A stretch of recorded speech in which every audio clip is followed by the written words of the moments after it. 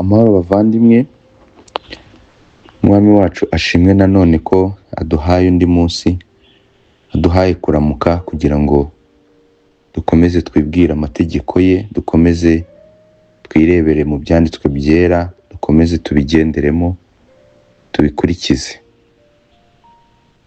Reka dusenge, hanyuma nitumara gusenga turaza kubumbura Bibiliya zacu. Data mwiza, Mana ikiranuka, turagushimira, habwa icyubahiro ko duhaye uyu munsi nanone. Mwami wacu, ndakwinginga cyane kugira ngo uyu munsi wongere uganire n'imitima yacu. Uyu munsi Mwami utwigarurire intekerezo zacu, uzifate bugwate, uzibuze gutekereza ibidafite umumaro. Mwami Imana, ijambo ryawe wahumetse, ijambo ryawe waremesheje isi, reka Mwami abe ari ryo rikomeza kudutunga, ritubere umutsima wo ku manywa na nijoro, ritubere Mwami inkomezi, ritubere impamba, kandi wowe wenyine ukomeze kubahwa iminsi yose, muri Kristo Yesu Umwami wacu. Amen. Tubumbure Bibiliya zacu n'ubundi tujyane muri Matayo. Dusubire muri Matayo kuri cya cyanditswe n'ubundi iki gice cya 13 ku busobanuro bwa wa mugani Kristo yaciye avuga imbuto zagiye zibibwa. Tujyane ku murongo wa 22, noneho turebe ku wundi muntu yavuze nanone ujya gusa na wa wundi, noneho we ngo uyu we nusa n'izibibwe mu mahwa, usa n'izibibwe mu mahwa.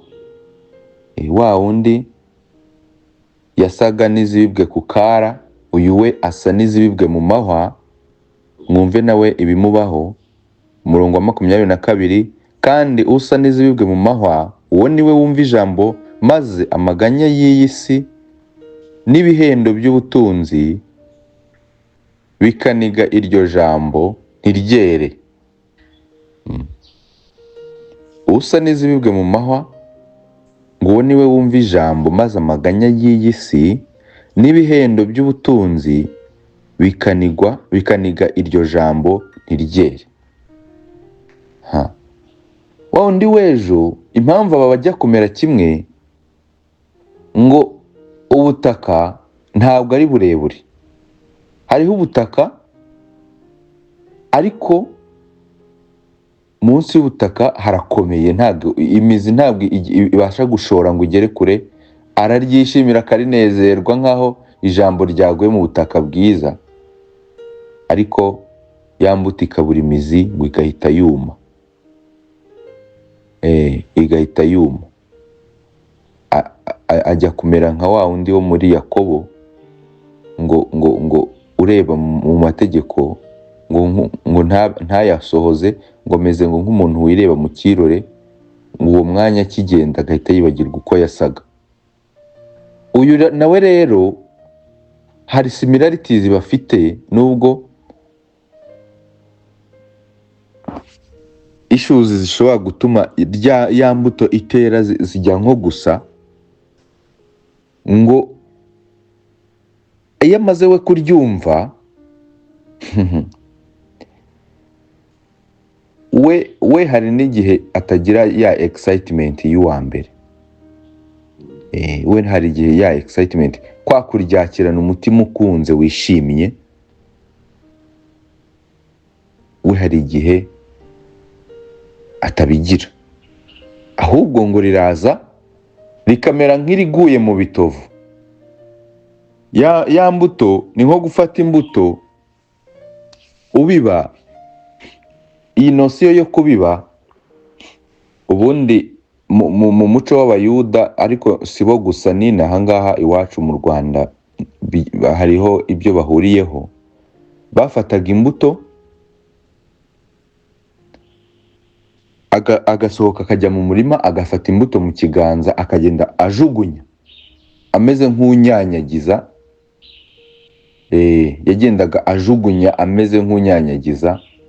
Noneho rero hakaba izigwa mu butaka babaga barahinze, noneho bamara guhinga bagafata imbuto, yarangiza kubera umurima wabaga ari munini ntago bagendaga bacukura kobo kamwe kamwe nk'umuntu ufite umurima muto, ahubwo bafataga imbuto mu kiganza akagenda agahagarara nk'ahantu nyine akagenda ajugunya imbuto zikagenda zinyanyagira. Niyo mpamvu harimo izigwa mu butaka bwiza nyine buhinze bumeze neza butarimo ibyatsi, hakaba n'iziguye mu byatsi noneho mu mahwa n'ibitovu n'ibiki byose ahadahinze neza, kuko urumva hari igihe iyo precision imucika ntizigwe mu murima neza. Hari izinyanyagira rero zikanyanyagira zikagera mu nzira, kuko babaga bafite inzira zigenda zinyura hagati y'imirima. Muzabibona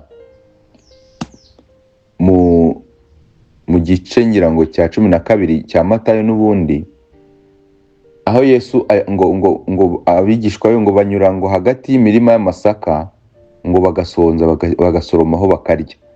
Mu mirima hagati haba harimo inzira. Rero harimo izigwa mu nzira aho abantu banyura ntizigwe neza neza mu murima, noneho izo ngizo ngo inyoni zirazitoragura cyangwa se ngo abantu batambuka bakazisyonyora bakazikandagira. So niyo logique, baranyanyagizaga bakabiba imbuto zikajya ahantu hose. Ntabwo ari uko umubibyi yabaga ashaka kujugunya imbuto mu mahwa, ahubwo ni ukubera yuko iyo precision hari igihe itabaga ikunze nyine zikagwa aho atashatse. Noneho rero izi ngo zaguye mu mahwa zikigwayo, urumva ho ntihahinze ho ntihahinze, si ahantu, si ubutaka bwatunganijwe, ahubwo nyine ni imbuto zigiye zigasanga hari ibindi byatsi, hari izindi weed zameze. Noneho ya mbuto yagira ngo ushaka gukura bigakogota bikayicura amazi, bikayiniga, bikayibuza kubona izuba, bikayihereza nyine ibihe bitoroshye ntikure, ikamerera muri ibyo bitovu nyine ntubone umusaruro wayo. Ngira ngo murabizi nko gusanga igishyimbo cyarameze ahantu mu byatsi bitaribwa by'amatungo bibi cyane, ntago nyine umuntu agisarura, nta musaruro gitanga, usanga kiba kitaranazanye nyine umusaruro, kiba cyarameze nyine nacyo cyarabaye nk'ibyatsi by'imburamumaro kidafite nyine ibiribwa. Uyu rero ngo ni wa muntu ngo wumva ijambo maze ngo amaganya y'iyi si ari byo bigereranywa n'ayo mahwa n'ibyo byatsi, ngo n'ibihendo by'ubutunzi bikaniga iryo jambo ntiryere. Bavandimwe, ibi bintu sinzi niba mwebwe mubisoma ntibatera ubwoba, sinzi niba mwebwe iyo mubisoma muwo mutabona nyine how serious ibi bintu biba biri. Nawe tekereza uburyo ijambo ry'Imana rivugwa, umuntu kubera ibintu byinshi bimwuzuye mu mutwe, ibintu byinshi bimurwaniramo bimubyiganiramo, ngo irya jambo rikamera nk'iritavuzwe mu bundi buryo. Mandi magambo ni uvuga ngo bya bintu biramuganza bikamurusha uburemere mu mutima we, bikaremera cyane kurusha rya jambo yakiriye. Akaba nyine hari ibintu aholdinzeho, yicaye mu materaniro ariko umutima uri mu bindi. Already yageze ku wa mbere, yatangiye gutekereza ukuntu azakora transaction, yatangiye kwibaza aho azakura amafaranga, yatangiye kwibaza ukuntu abana bazarya, uburyo landlord azamwishyuza. Ibyo byose nibyo bitekerezo biri gukora kuruse mu mutwe we. Amaganya y'isi ngo n'ibihendo by'ubutunzi. Hari n'ubu ari excited ku butunzi bwe, yibereye muri karikire, ariko gutekereza urwunguko. Bavandimwe, niyo mpamvu buriya niba unafite business ntabwo ari byiza, Bibiliya ntabwo ibyemera, ntabwo ibirekomanda gukora ku munsi w'umwami. Gukora mvuga ntabwo ari uko gusa ugenda ukicara mu iduka ryawe cyangwa se nyine iyo business ukayijyamo ukayikora. Hari igihe mwene data usanga avuga ngo ntiyakoze, ariko ugasanga imiryango iwe irafunguye. Niba acuruza imyenda cyangwa inkweto, n'ubundi harafunguye, agashyiramo umuntu yahayarinze, kamwe ati genda unsigarireho, uyo mukiriya nashaka ikintu umumpere. Ibintu nk'ibyo niho handi usanga yicaye mu materaniro atarwiyambitse, baramuha update, baramubwira ibimaze kwinjira n'ibisohotse, ari kwibaza nyine business yawe biri kuraninga, bitwa ngo ntiwakoze ariko wakoze. Ibyo rero niyo mpamvu Bibiliya iduhamagarira kuba sober minded. Mu mitwe yacu ntihabe harimo ikindi kintu kitubuza kwibwira iby'umwami. Rero niba uvuga ngo amarembo y'iwanjye arafunguye kandi ndi mu materaniro, cyangwa se abagira za online business, ugasanga umuntu online business tuvuge ko wenda zisaba gupostinga, kwereka abakiriya, ugasanga ku munsi w'umwami nibyo wahereyeho, ukabatereka mbanze nereka abakiriya ubundi nigire mu materaniro nta zindi stress ukibwira ngo ntiwakoze. Sinshaka kuvuga ku by'isabato, nabyo ni iyindi topic. Ibyo kubahiriza umunsi w'umwami no kuramya Imana no kuruhuka, nyine ukaruhuka, ibyo ngibyo bituma udatekereza amategeko y'Imana. Ariko ibyo biri mu bintu byinshi bivugwa muri iyi mvugo yitwa amahwa, ivugwa muri ibi byatsi biba byarameze bigakavaringa ijambo. Ibyinshi bikubiyemo aho ngaho. Mwumva ukuntu ubutunzi buri dangerous bavandimwe. Tujyane muri Timoteyo wa mbere, urwandiko Pawulo yandikiye Timoteyo rwa mbere. Mwumva ukuntu bino bintu biba biri serious, nubwo ari ibintu twirukankira, abantu baba bose bashaka kwirundumuriramo. Imana ikubwira ati nyamara ibintu biri dangerous, uti nyamara njyewe bimpe nzabimanaginga, nzitwararika. Ugashaka guhinyuza Imana bikarangira uguye n'ubundi mu mutego. Timoteyo wa mbere igice cya 5, reka wenda nsome mpereye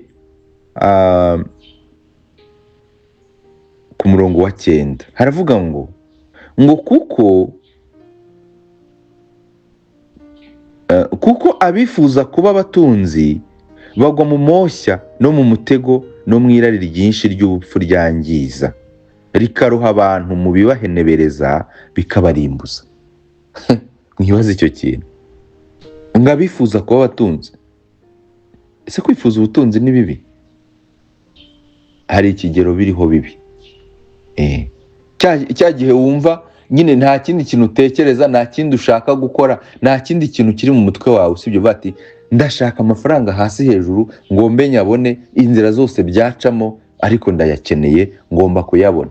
Imana ikagira iyiguha ukumva ntahagije, ugakomeza ugapasiyuwinga nandi gutyo birangira ngo agatima kawe kwigarura byanze.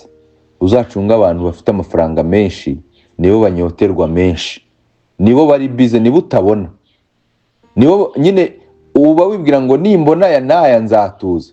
Ariko uko wigira imbere niko umutima urushaho kudimandinga more and more. Noneho ugatangira kumva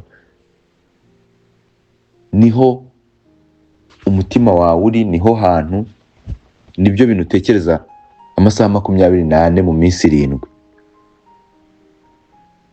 Ngo bagwa mu moshya no mu mutego no mu irari ry'ubupfu ryangiza, rikaruha abantu no mu bibahenebereza bikabarimbuza.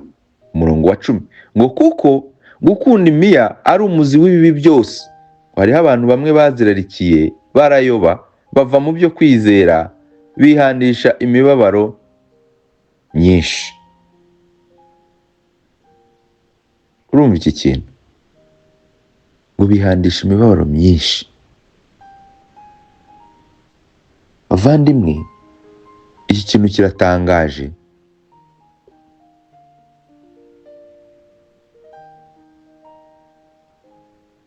Kubera yuko niba hari ikintu kiri dangerous kandi tuba twirukankiramo, ni ikintu cyitwa ubutunzi.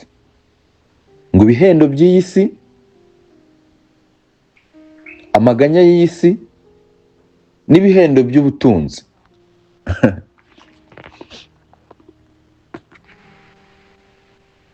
Ikintu usengera ku manywa na nijoro, Mana mpa amafaranga, Mana mpibi n'ibi, Mana ngirira gutya, Mana mpa akazi keza. Ibyo bintu hari igihe Imana ibiprovidinga kugira ngo ikwereke ukuntu umutima wawe nta kigenda, uburyo utayikunda, ikabiguha, bigahita biguhindukira indi mana. Imana ikaba iribagiranye, Imana mu mutima wawe ikaba itagifite ubuturo, ikaba itagifite umwanya. Nta n'isegonda ushobora gufata ku munsi ngo meditating ku byanditswe byera, ahubwo buri kanya urakira call ziza bakubwira ibyo aho business igeze, irahomba, ukarwara depression, warwaye imivuduko. Uzi ko hari abantu bagira imivuduko n'amasukari akazamuka bikomotse ku bijyanye na business bakora, atari ukubera imvune yayo cyane, ahubwo kubera arumva ko yamanutse, arumva ko ibihombo bimwatatse, inflation yaje n'ibiciro byahenze n'iki, business irimo irajya down, isukari ikaba irazamutse, akajya kumuha insuline.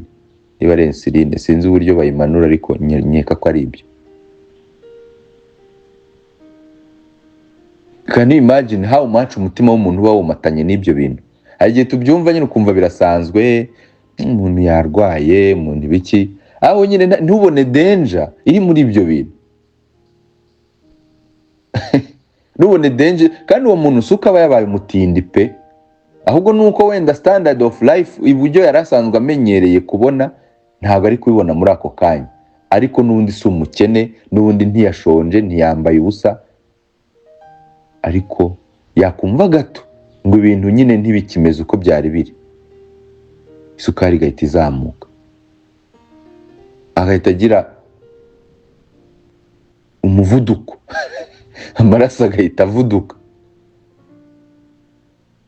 Nyine uba wumva ukuntu umutima w'umuntu womatanye n'ibyo bintu, how much ari ubuzima bwe. Noneho tekereza bamubwiye ati noneho yakorapsinze burundu business, tuvuge ati inkongi yayifashe, cyangwa se niba ari ibyo uranguye byaguye mu mazi ntago biri bugere i Kigali, ujya kumva umuntu yafeintinze agwa muri koma.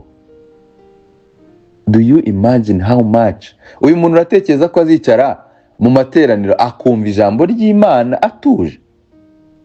Uratekereza ko azafata isaha mu gitondo agasoma Bibiliya, agasenga Imana ari soba, agakora devotion? Urambwiza ukuri ko niba afite famiye, ari mwene data, azafata umugore n'abana bakicara akabigisha ibyanditswe byera, akabayobora mu buryo bw'umwuka? Nta mwanya afite, nta mwanya ijambo rifite mu mutima we. Uyu rero ayo ni amahwa. Ibyo byose ngo amaganya y'iyi si, guhora yiganyira, yibaza ibyejo, avuga ati noneho ndarangura he, noneho ibya Dubai birapfuye, wakata nkajya mu Bushinwa. Nyine niyo mibara barimo, which ibintu bifite ukuntu biri tricky. Uba wumva nyine ni ugutekereza, ukagira mind yagutse, ugahora uri active, ugakora, ugakubara nk'umugabo, cyangwa se nk'umugore ushishikaye, watinyutse, ashoboye. Uba wumva ari byo bigukwiriye, ni ukugira courage. Bibiliya avuga ngo umurimo mwerekejeho amaboko mukorane umwete, none ndimo ndagira umwete, akabyita utuzina. Ariko mu bundi buryo wakwitegereza neza with a close scrutiny, ugasanga byamuhinduye imbata, ugasanga niyo isigaye ari imana ye, nibyo akesha kubaho, nibyo akesha kuba isukari regulated, ubuzima bwe bwomatanye nabyo ku buryo nicyo gupfa no gukira kwe. Ibyo rero ni ibigirwamana. Twarabibonye yuko imyifurize yose ari ibigirwamana, ari ugusenga ibigirwamana. Ibi rero ni amahwa, aya maganya ngo n'ibihendo by'ubutunzi. Ibihendo by'ubutunzi, tekereza, wabonye indi deal, wabonye ahandi wakura iseni, urumva noneho indi opportunity iranokinga, iri ku muryango. Ntago nayimissinga. Nubwo bwose nsaba gusacrifice Bible study zo muri church, ubwo nyine sinzongera kuzatendinga, ariko aya mafaranga nyabone. Biransaba umunsi w'umwami ku sacrifice, sinzaboneka ku munsi w'umwami, ariko aya mafaranga nyabone. Biransaba kubyuka igicuku, ubwo nyine ama devotion yanjye birarangiye, ariko Mana unyihangane, nawe urabibona ko ibintu ntibimeze neza, ekonomi yikubise hasi, reka nshaka amafaranga, nibimara gutungana nzongera nsubize devotion zanjye ku murongo. Uyu muntu arambwira ko numva icyigisho Sunday azagenda ngo agiye kugipracticinga the rest of the week, ahubwo kuwa mbere hatinze kugira ngo yongere yiruke imisozi. Kuwa mbere hatinze kugera ngo abyibagirwe nk'utarigeze abyumva. That's how dangerous it is. Niyo mpamvu nkomeza mvuga ngo ibi bintu ntabwo bireba abapagani gusa, birareba ndetse cyane na bene data batitaye ku by'umwami. Kandi ibyanditswe bikomeza bitsindagira yuko umuntu udakunda umwami wacu ari ikivume. Ntabwo wakeza abami babiri, ntabwo wamuryarya ngo uramukunda nta mwanya afite mu buzima bwawe. Ijambo rye rivugwa rigasanga amahwa yaratoshye, koko warayagaburiye arakura, ntiryirirwe rinagaragara bikariniga, ntiribone umwanya wo kwera mu mutima wawe ngo abantu uberere imbuto.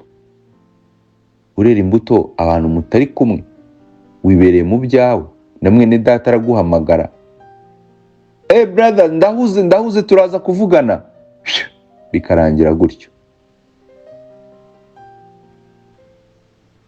Hari abantu baje kundeba turi gukora sales cyangwa se ndi mu nama nsimbonetse, reka nzakuvugisha ejo bikaba ejo. Tomorrow never comes. Ibihendo by'isi n'amaganya y'isi n'ibihendo by'ubutunzi birakomeza bikaguhuza, wowe kumva urimo urakora inshingano zawe. Gukora akazi neza ni inshingano z'umuntu, ni byiza rwose, ariko noneho bikarangira akazi katakiri akazi, ahubwo gasigaye kari Imana uramya, amasengesho usenga, ibitekerezo meditating. Nibyo byanditswe usoma. Wirirwa mu bitabo bya Reja ubarura ureba ibihombo n'ibiki byose, n'ubundi buryo n'izindi opportunity zaho wakura n'ayandi menshi. Ibyo nibyo byanditswe byawe, nta kindi gitabo ujya witeza. Bibiliya ntiguheruka, ntuzi naho wayirambitse the last time, ariko aga cashbook kawe gahora ku mufuka hafi aho, kugira ngo utaza guhusha n'igiceri cy'ijana kikagenda. Wenda nakomeje kuvuga abikorera n'abatikorera. N'ufite umubosi, kuki igihe ufite umubosi ukubuza kwegera Imana utashaka kandi kazi ngo umusezere? Ahubwo bwa bwoba bw'ubuzima, kutizera Imana, use ndamusezera njye, gahashake nk'uko naho wahashatse, nuhabona ubundi rwose umusezere umubwire ati ntabwo bikunda. Nutampindurira iminsi yanjye ngo umpereze freedom yo gusenga, ntabwo bikunda. Ariko so umutima urawufite nawo, warasenga kuvuga winginga Imana ati Mana mpa akazi, Mana ngirira gutya, ndashomye, ubuzima buragoye, nkeneye imirimo ntibonetse, imirimo igahinduka ikindi. Bavandimwe, ibi bihendo by'ubutunzi n'amaganya y'iby'isi nta na rimwe bikwiye kuba excuse, nta na rimwe bikwiye kuba impamvu yo kutumvira ijambo ry'Imana. Iri jambo ry'Imana rikwiye kubona ikibanza mu mitima yacu. Tumaze kuryakira, rikwiriye kuba ari ryo ritubereye urumuri, ritubereye itabaza. Ntabwo rikwiye kuza ngo risange tumeze nkaho nyine hari amahwa yameze twabagariye arakura koko. Mwari mwabona umurima usanga ibiwidi bikura bikashisha bigatohagira, ariko imyaka ukabona wapi byaranze. Wagira ngo amahwa n'ibitovu nibyo wabagariye, nibyo wafumbiye.